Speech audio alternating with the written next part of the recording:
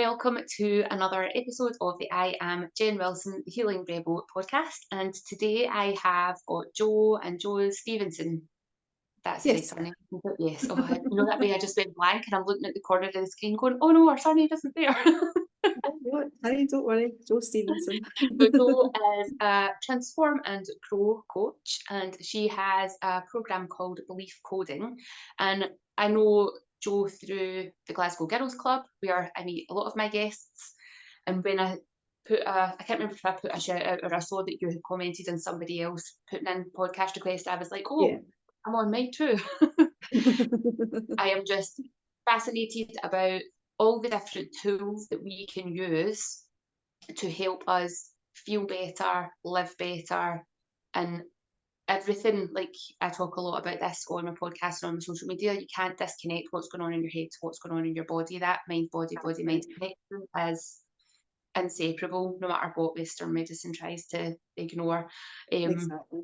So when you are dealing with health stuff, you need to deal with the mental stuff as well, 100%. So yeah, couldn't agree more.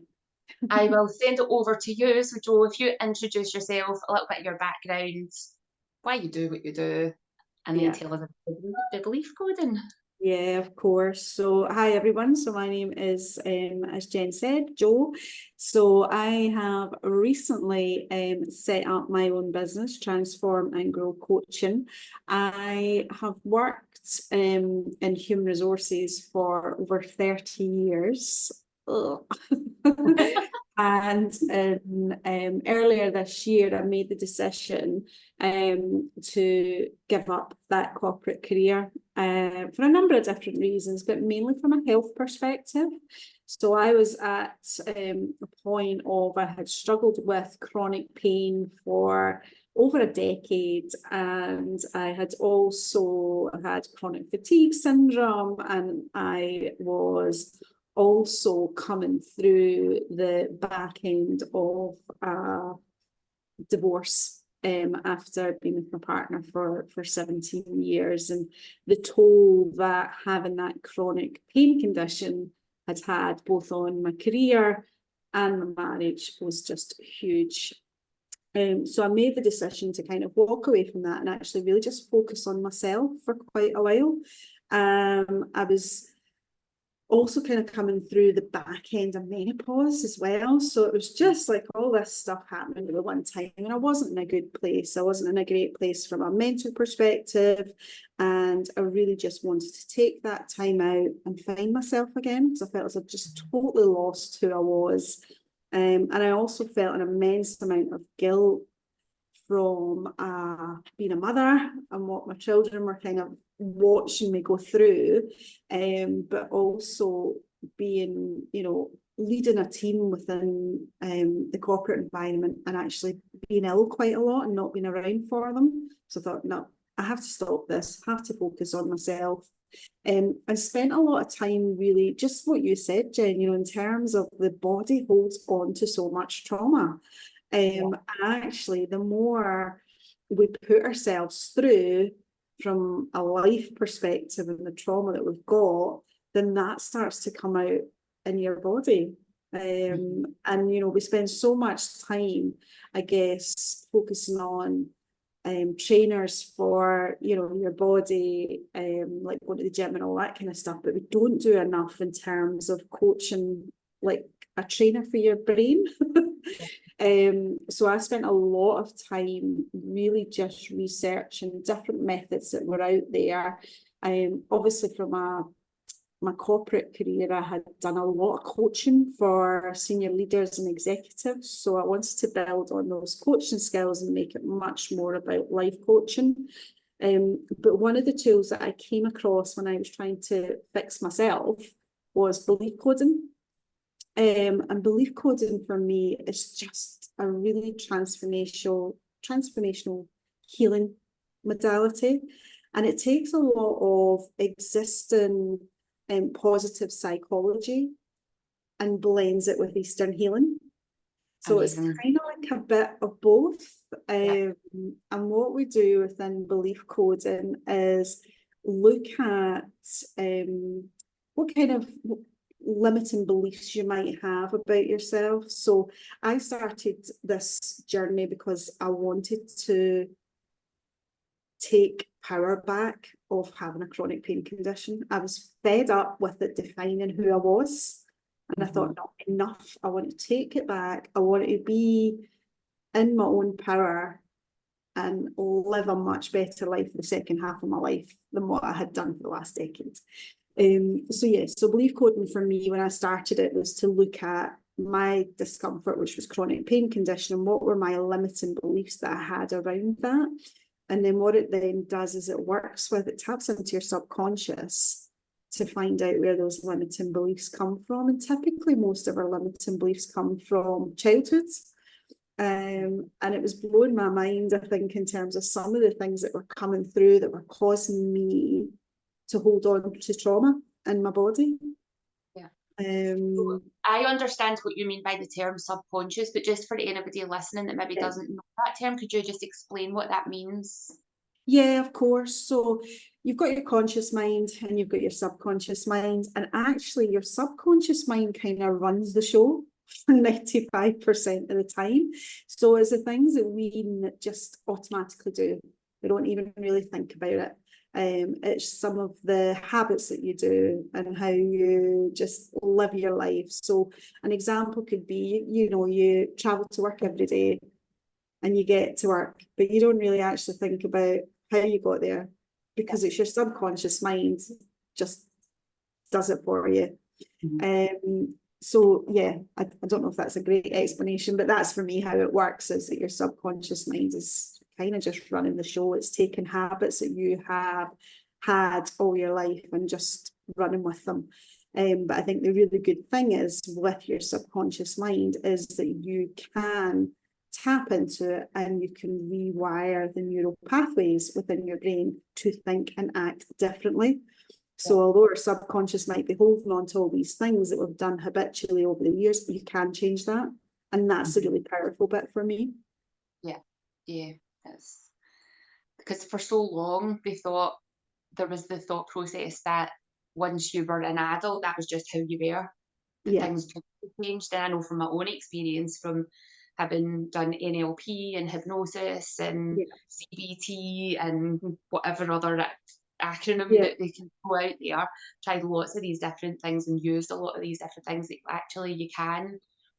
But it's being able to get into the right state so that you can bypass the chatty mind, that mind of going, oh, I can't do that, I can't do that, to be able to tap into that. So how do you, like when I've done it before, it's about getting into a relaxed state so that it switches off. Is that the same for the belief in coach? Yeah, it's very, very similar. So it doesn't use hypnosis, but it is about getting someone into a very relaxed state of mind. Do a lot of kind of different breathing techniques. So you talked about their NLP and CBT and stuff like that. That's all the positive psychology that comes into belief coding. So that is all fed through it. But in terms of getting people into that subconscious mind, we do a lot of work to prime their subconscious. So it's not hypnosis, but we prime it to think about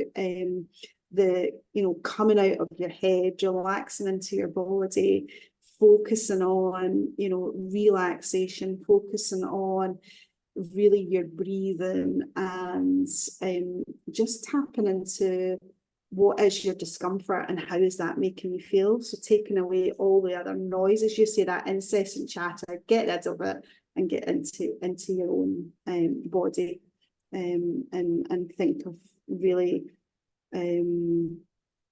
it's very close to hypnosis, but it's not hypnosis, if that makes sense.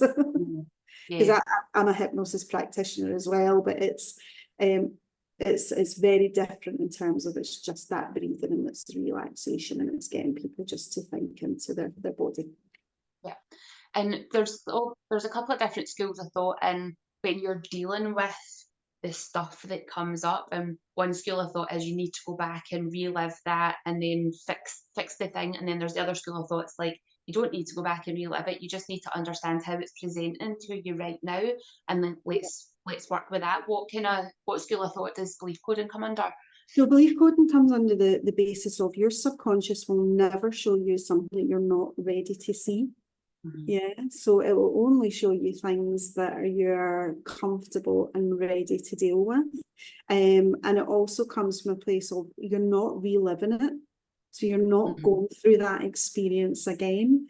You're very much looking at it from the perspective of a third party. So we use terminology within belief coding that talks about your reflection. So really your reflection is whatever that memory is that comes up once we take you into priming your subconscious and opening your energetic pathways, etc. And once we're in that position, we work with the reflection, and we talk about that reflection as a kind of third party, and we just work with that third party to make them feel safe, to make them feel comfortable, to give them what they need. And we talk about different kind of tools and techniques to help the reflection deal with that moment in time. So we don't work in let's change the past, because clearly you can, but it's more about how can we make you feel safer in that reflection? How can we make that experience that you have went through safer? And I think one of the things is I've done a lot of sessions now, and you do it as part of your accreditation. You do about a good 30 live sessions to make sure that you know the tools and the techniques. But one of the things for me is that the trauma that comes up is very rarely a big thing. Now, don't get me wrong, there are some that it can be very, very traumatic. But typically it can be some, really simple things that have happened to you in your childhood, like being shouted at in front of the whole class, or, whatever it may be. Typically they are quite small things. Yeah. Yeah, because I know like Gabor Mate talks about the big T traumas and the small T traumas, and most commonly experiencing the small T, and things like not getting a hug when you're upset about something, like maybe being pushed away, that can create small T trauma, which the person who's pushing you away doesn't think about that, and you as the small child don't know about that, but your nervous system then has created this belief at another point and it doesn't also, from what I understand, and correct me if I've misunderstood this, is it doesn't need to be stuff that happened in your childhood. It can also be stuff that's happened in adult life. That's just how your nervous system has processed it. Yeah, absolutely. I mean, as I say, typically most of the things will have happened in your childhood, but actually sometimes what we observe as we go through the belief coding sessions is that can be something that can happen in your adult life that is triggered from something that has happened in childhood. So what we do is we start with the earliest. Well, we start with the first reflection that comes up, and sometimes that can be in adulthood. But when we're in that reflection and we're in that whole brain integration state, and what I mean by that is we get both left and right hand side of the brains working together. But when we've got the client in that whole brain integration state and we've worked with the first reflection, we'll then say, is there any other reflections we need to work with? And typically it then gets younger and younger and younger until you get to the root of what the trigger is. And you clear all of that. And actually the other thing, and this is the bit that gets a bit I'll say woo-woo, but in the best intention, is that sometimes it can actually be a past life. So one of the things we do is kinesiology, which is obviously Eastern healing method, and we use kinesiology from a muscle mass perspective to be able to answer questions. So one of the things we will do is when we get to the emotion that session needs to act on, we then ask the questions like, is the emotion of, say it's anxiety, this emotion of anxiety, does it come from your current life? Yes, no. Does it come from your past life? Yes, no. Does it come from the womb? Yes, no. Or is it something you've absorbed from someone else around you? So we look at it from all perspectives. And I would say it's 50-50. Like sometimes it is past lives. I had a really bizarre one when I was going through training, which just blew my mind. And I was a bit like, oh my God, where did that come from? And it was a past life. Amazing. Yeah, I totally believe in the past life stuff. I've also read a study about mites and they did, this is how they kind of worked out the generational trauma thing passing Yeah. through. The study with mice and I think it was peppermint smell. Right.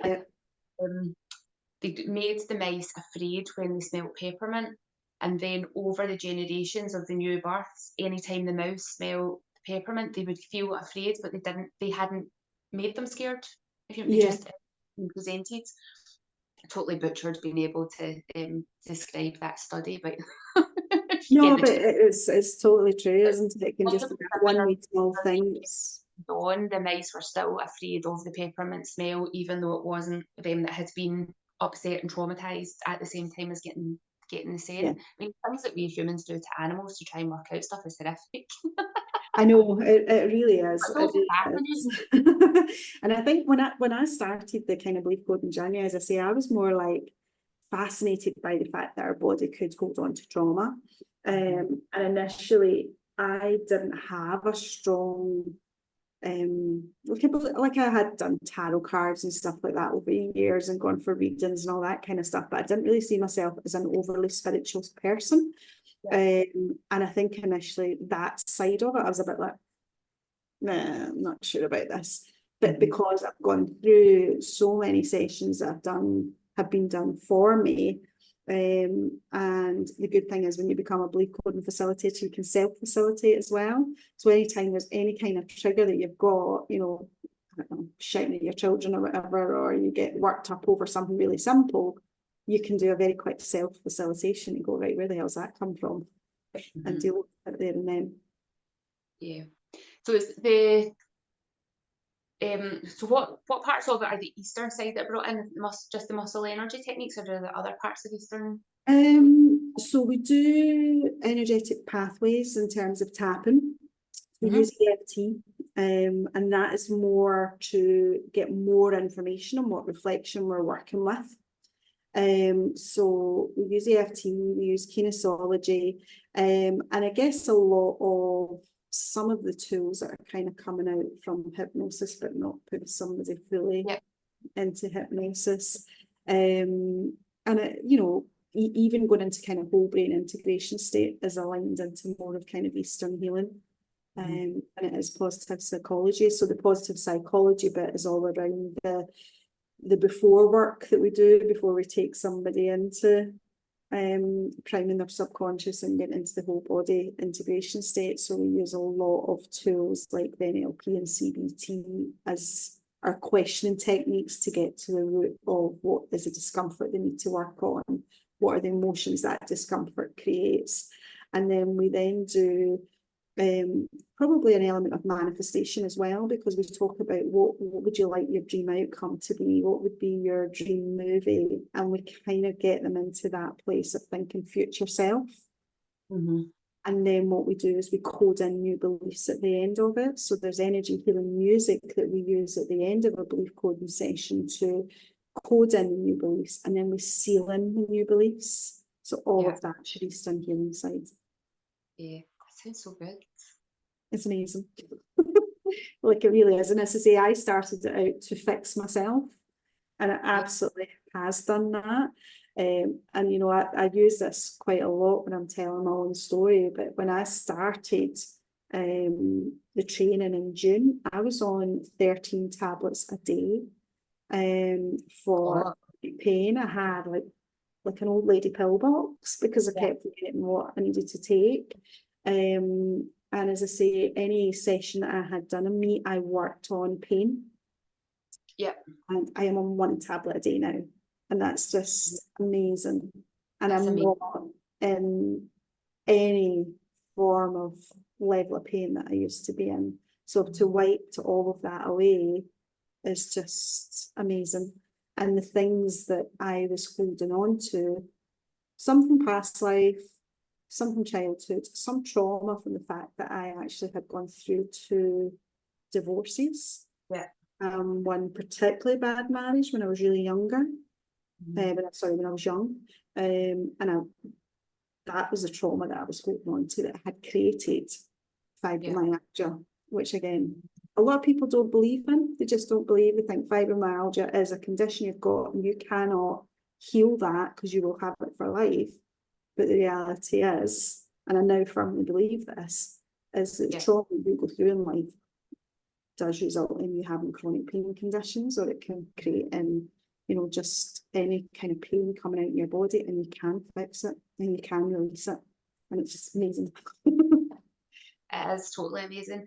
And I think, so I've been through a divorce myself, and I don't think we give, and I know a lot of people have, I don't think we give enough credit to how hard that actually is, like the grieving process that you need to go through, plus any other beliefs that you have built up within that marriage that's maybe been the fuel that's ended up causing the marriage to break up, or anything else that can happen like during that. And it's unfortunately such a common thing for us to experience, and it's just like, oh well, that's you divorced, you've got rid of that person, yeah, let's celebrate it. But there's not really, certainly I didn't give myself any time to grieve, and I didn't, when my marriage ended, it wasn't because there was badness in it. It was, he wanted to live in Australia, which is where he was from, and I wanted to live here, and that had its own thing. But because logically it made sense that we were going to break up, but emotionally I didn't allow myself to express those emotions. But then that came from childhood stuff. So it was actually after my divorce that I then started doing the NLP work.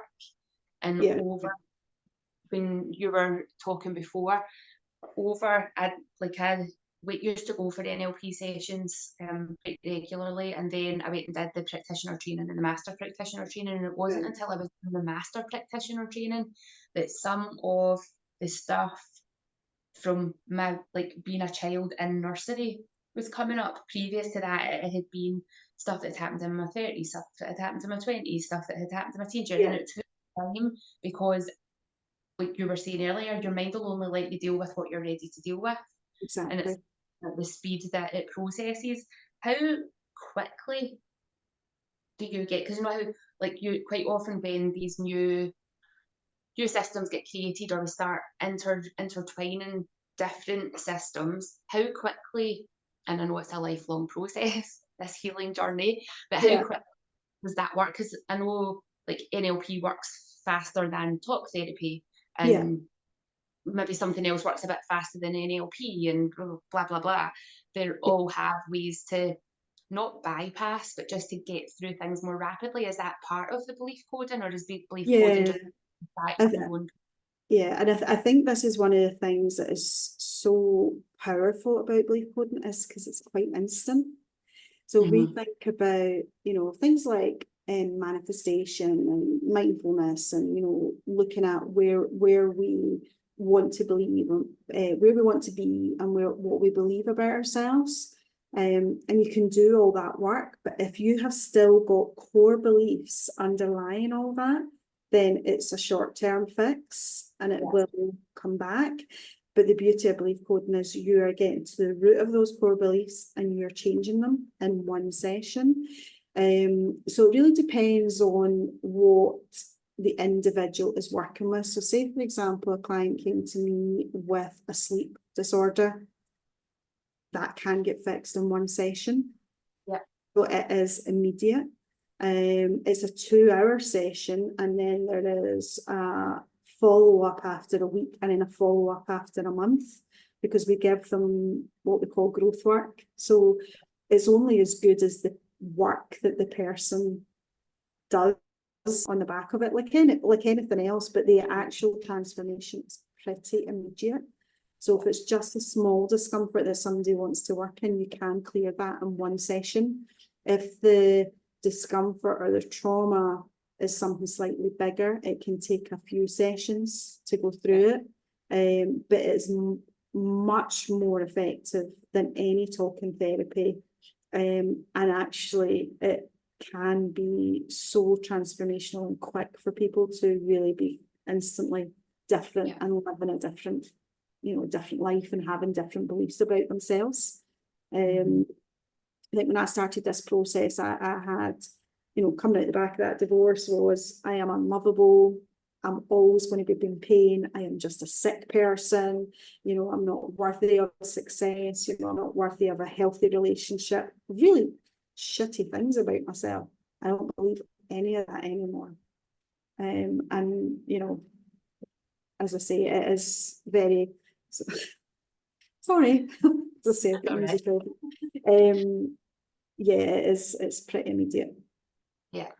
Yeah, that's good. That's good, because I think for some people, like I was speaking to somebody recently and I was saying to them about maybe trying some sort of therapeutic intervention to deal with what they were experiencing, and I don't want to go and talk about all the past, and Yeah. I don't know where this is coming from, and they were kind of putting roadblocks in their own way, which obviously they're not then ready to come and get a treatment like that, Yeah, because and that's a belief in itself, isn't it? That there is all beliefs. And I think the other beauty of belief coding is because it's the process that somebody goes through, it's not talking therapy. So if I've got a client who doesn't want to actually tell me what is wrong and what they're seeing, they don't need to. I just take them, guide them through the process. Yeah. So that's another thing that is great for people to think, I don't want to go to talking therapy. I don't want to tell people how I feel or what, you know, what I've experienced as I go through life. I just take them through the process. Yeah, because I think that there's a lot of shoulds. I should feel okay because this is not really a big thing. Logically, it might not be a big thing, but nervous system wise, physiologically, that's telling a different story. Yeah, no, absolutely. And I think, you know, sometimes we listen to other people's too much as well. It kind of go like, if you think about like some of the things that we're told as children, you know, like if you fall and you hurt yourself, it's like, oh, don't cry, don't cry. And like if you've had that told, said to you, and it's meant with the best intentions, but actually that's then going, oh, I have to suppress my emotions. I can't show somebody any weakness. I can't cry, or do you know what I mean? It's simple things like that that you know, people say to us in our lives that just you hold on to, and it shapes who you are. And another one for me that's a cracker is people, you know, I have a real money issue, or had a real money issue until I did some belief coding work on it. And it came from hearing things like money doesn't grow on trees. Yeah. Money's the root of all evil. And it's just stuff that you're told when you're younger that you hold on to. Yeah, so thinking about that then is it doesn't need to be, oh, I'm in pain or I'm feeling anxiety or I'm feeling depression. It could be I actually want to I want to earn some money. I want my business to be more successful, and that can be. Yeah, I mean, it touches on anything at all, any area of life. It could be relationships, it could be weight, it could be, you know, not feeling confident enough to do a presentation or confident enough to grow my business. It could be any area of life, and that's what I love about it. In terms of working with clients, it's not always anxiety, depression, or you know, it could just be like, I've got an issue with money, with a relationship, I don't, you know, loads of stuff, but every area of life it can tackle. Yeah, and the thing is, they're all connected. So you might then go and work on this money thing and then discover it was actually impacting those beliefs were impacting another area of your life that you just maybe didn't think about, or maybe you hadn't connected that your problems being stuck in business was why you had a sore back all the time. I know, and that's the thing. It's amazing in terms of what kind of knock-on effect it has. It's got like a ripple effect. So you might change, you know, some core beliefs around, I don't know, money as an example, and then it has this ripple effect that you then become successful over here, or you know, you find something different that energizes you. So it's the ripple effect that it has in other areas of your life, which is just amazing. Which could be useful for somebody, if somebody's listening to this and they feel like they have a big thing, but they're not ready to deal with the big thing. If there's a smaller thing, then they could have the intention to work on that smaller thing for deal with that. That might then help the big thing, but it might also then remove that small thing for them to then feel more open about the big thing. Yeah, no, completely. And I think, you know, I've had clients that kind of book block sessions and they want to work on anxiety. And I'm like, anxiety is a massive big thing. So we say, right, what's your first discomfort that you want to work on around anxiety, rather than saying anxiety is the whole thing. And it could be somebody will say, well, actually, I hate the fact that I get worked up before meeting new people. And it'll be like, right, we'll work on that first. Yeah. And that's what you work on. And then it's like, well, what's the other discomfort around anxiety? And you drill down, but you work on kind of smaller stuff first. But the ripple effect it has on everything, that's brilliant. Yeah, because that anxiety of getting out the door or making a phone call, how you show up in the world. Exactly. So work on the small bits first, and then it would just, rather than thinking, my God, I'm anxious about everything, then we drill down and go, right, what's the key things? And then we work on it, but one element at a time. Because it doesn't start as anxious about everything. It starts as being anxious about something, and then it snowballs up. Then becomes a trigger, and then it just becomes bigger and bigger. Yeah. And then that would be the same for depression. That would be the same with weight gain. That's the same with everything. Pain. Like your body didn't wake up one morning and go, oh my God, my whole body's in pain. There would have been something, and it was a wee bit niggly. You ignored it. But like I always say to my clients, like, pain is a message from your body to pay attention to something. And it might be that you just need to move more, but it also might be that you need to deal with what's going on in your noggin. Yeah, you're not dealing with the emotional trauma, and then that's coming out in your body. And yeah, it's one of the things that, we do within the belief coding, is that kind of before sessions, a lot of that NLP question in terms of, when did they first experience the symptoms? When did they, when did that start for them, and how did it, come out in their body, and what was happening in their lives at that time? Because I could never understand why all of a sudden I had pain across my neck and my shoulders, and actually through belief coding. So I get diagnosed with fibromyalgia 12 years ago, and I kept saying to me, have you had any trauma? Have you had any accidents? And I'm like, no. I don't know where this came from, just came out overnight. But through belief coding, the way that had actually started was from the breakdown of my first marriage that had happened probably about 10 years before that. I just never dealt with it. Never ever dealt with it. At the time, my children were 2 and 5, and my focus was just on them. It's like, I need to get them through it. And I want them to feel safe. I want them to feel secure, but never focused on myself. And I had held on to that for so long that it came out of my body. Yeah. And I won't be the only one that does that. Everybody does it. Yeah, I was going to say everybody does it, but it's also really important, and this is a lesson that I've learned over the last few years, is don't feel guilty about what you did in the past, because you're always in survival mode, especially when something big happens. You go into survival mode of looking after other people, and that might be part of your coping mechanism to get you to where you are today. Yeah. But it's letting go of that. Well, look at all the things that you should have done. Look at all the things that you could have done, but you didn't do them. So you can beat yourself up and then feel even worse, or you can be like, all right, okay, well, what can I do today? What can I do right now that's going to move me in the direction that I want to go?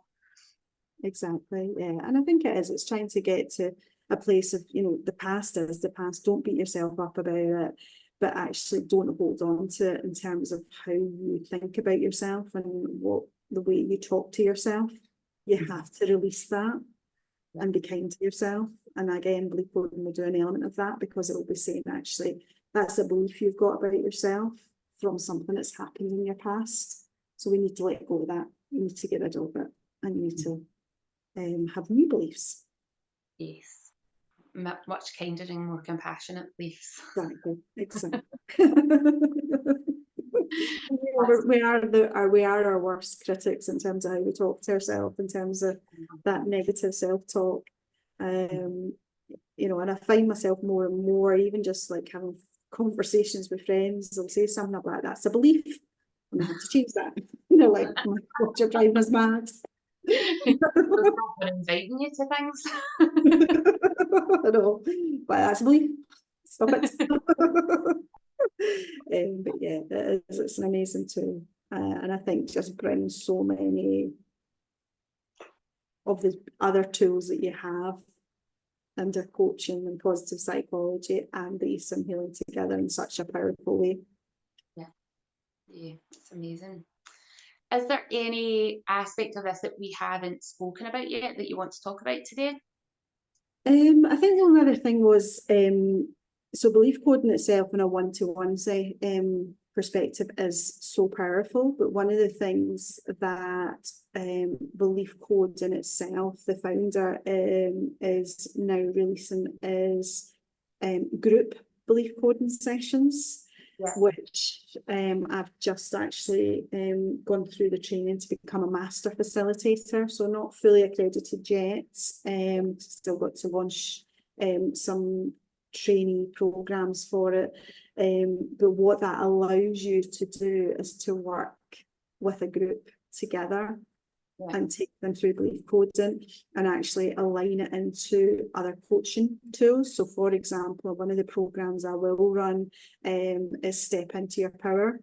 And that is all about, looking at procrastination, positivity, self-sabotage, but then doing belief coding as a group to understand where that comes from.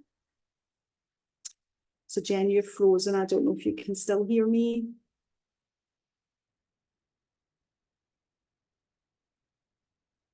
I will keep talking. I'm not sure if you're still with me and you can still hear me.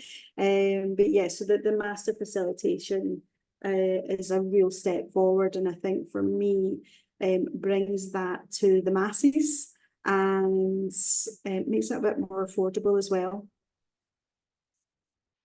So sorry, Jen, you froze there. So I'm not sure how much of that you heard.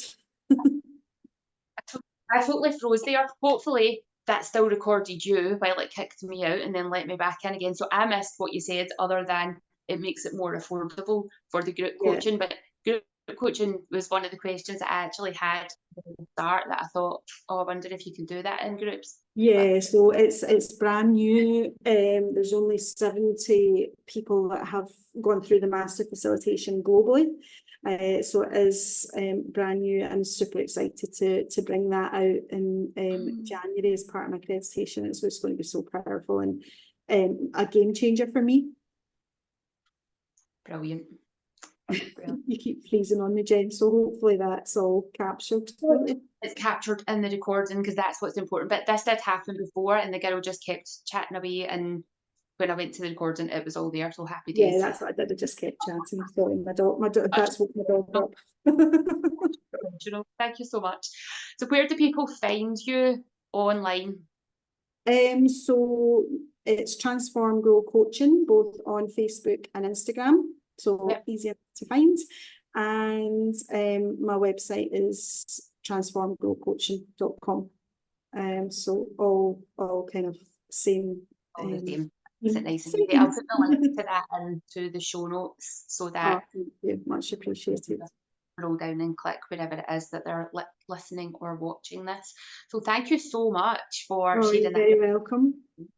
And well done you for getting off all those pain meds. That's incredible.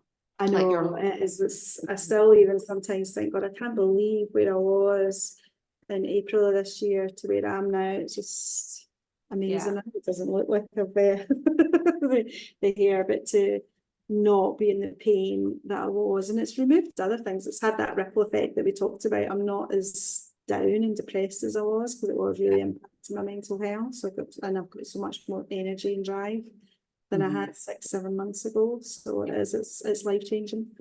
And now that I know it's been life-changing for me, I want to be able to help as many people as possible, because it really is transformational. Absolutely. Thank you very much.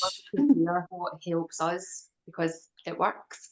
It definitely does. And as I say, in January, towards the end of January, I'll have 2 of the group programs launching as beta testing for the group facilitation. So one is Say No to Pain, so one very close to home for me, and so that's more for chronic pain sufferers. And the other one is Step Into Your Power, which is about middle-aged women coming out the other end of divorce, menopause, life in general. So 2 amazing programs. So yeah. That will be promoted quite heavily over my social media. When I see it, I will share it for you as well. Okay, perfect. Thank you so much, Jen. Thank you so much for the podcast today. That has been fabulous. Thank you.